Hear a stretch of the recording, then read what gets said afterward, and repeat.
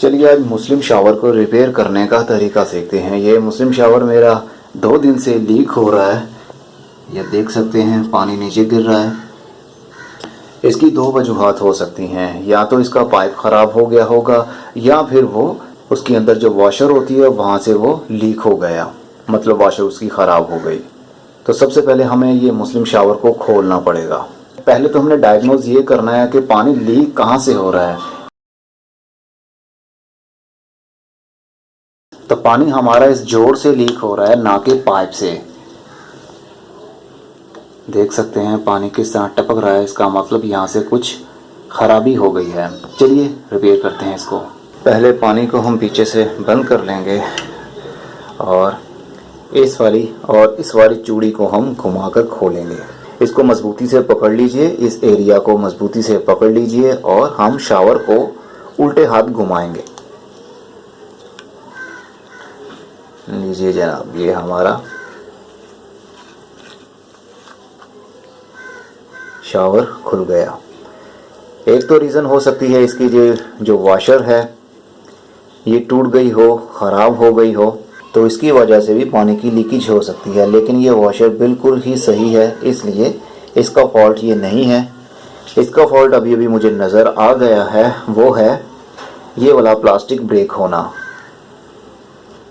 क्योंकि वॉशर हमारी पानी को ब्लॉक कर देती है, लेकिन यहाँ से ये एरिया टूटा हुआ है, प्लास्टिक टूटा हुआ है, तो यहीं से पानी की लीकेज हो रही है। चलिए इसको रिपेयर करते हैं बहुत ही आसान तरीके से अपने घर में। सबसे अच्छा तो यही है कि अगर आप रिपेयर नहीं करना चाहते, 200 से 250 रुपये का ये वाला मुस्लिम शावर मिल जाता है, लाइए और इसके आगे अटैच कर दीजिए। लेकिन जिन लोगों को मेरी तरह रिपेयरिंग करने में मज़ा आता है वो खुद भी रिपेयर कर सकते हैं। उसके लिए हमें चाहिए सिलिकॉन। ये वो सिलिकॉन है जिससे हम शीशा जोड़ते हैं। ये मेरे पास पड़ी हुई थी, मैंने अपना फिश एक्वेरियम बनवाया था, तो तब की ही ये मेरे पास पड़ी हुई है। जब कभी इसकी ज़रूरत होती है तो मैं इसको यूज़ कर लेता हूँ। छोटे साइज़ की ट्यूब भी मिल जाती है, वो तकरीबन 80 से 90 रुपये की आपको ट्यूब मिल जाती है, लेकिन वो जल्दी एक्सपायर नहीं होती। तो आपके पास हो तो आप यूज़ कर सकते हैं। अदरवाइज़ नया शावर लाकर आप फिट करें तो सबसे अच्छा रहेगा, क्योंकि 80 से 90 रुपये की तो छोटी सी ट्यूब आएगी। हाफ तो इसी चीज़ के ऊपर पैसे लग गए, इसलिए थोड़े से और पैसे डालकर आप नया ला सकते हैं। ये उन लोगों के लिए बता रहा हूँ जिनके पास इस तरह की चीज़ें घर में पड़ी होती हैं, तो वो आसानी से इसको रिपेयर कर सकते हैं। और लीकेज कहाँ से होती है ये भी हमने सीखना था। तो ये था जी वो एरिया जहाँ से इसकी लीकेज हो रही थी। थोड़ी सी हम सिलिकॉन लगा देंगे यहाँ पर।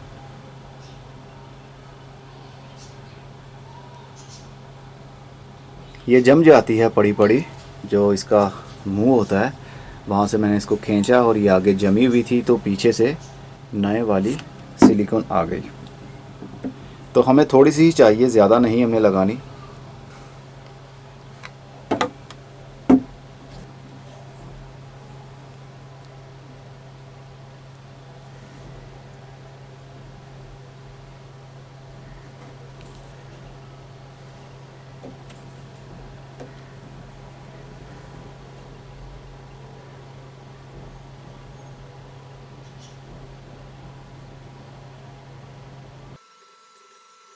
चलिए जी, अब इसको हम सूखने के लिए तकरीबन आधे घंटे के लिए रख देंगे ताकि ये ड्राई हो जाए। उसके बाद में ही हम इसको फिट करेंगे। चलिए जी, तकरीबन इसको 2.5 से 3 घंटे हो गए हैं। ये फुली ड्राई हो गई है सिलिकॉन। अब हम इसको लगा कर देखते हैं लीकेज होती है या नहीं। इसकी वॉशर रखेंगे, इसको हम थोड़ा सा पीछे करते हैं। इसके नीचे इसको जैसे ही हटाएंगे, इसके अंदर से पाइप भी निकल आता है। ये देखिए, जब पाइप की लीकेज होगी तो यहाँ से लीक होगा पाइप, लेकिन ये यहाँ से हो रहा था। तो चलिए इसको हम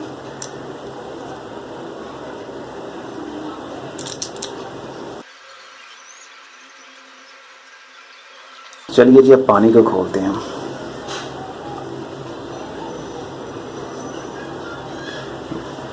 हमारा ये जुगाड़ काम कर गया है, पानी की लीकेज नहीं हो रही है। चलिए यहाँ से निकालते हैं पानी। देखा आपने, लेकिन यहाँ से कोई भी पानी की लीकेज अब बिल्कुल भी नहीं है। तो आप इस तरह के DIY वाले काम अपने घर में आसानी से कर सकते हैं बिना किसी परेशानी के। आपका शावर भी लीक हो रहा है तो इसी तरह उसको रिपेयर कर सकते हैं। अब मैं चलता हूँ, खुदा हाफिज़।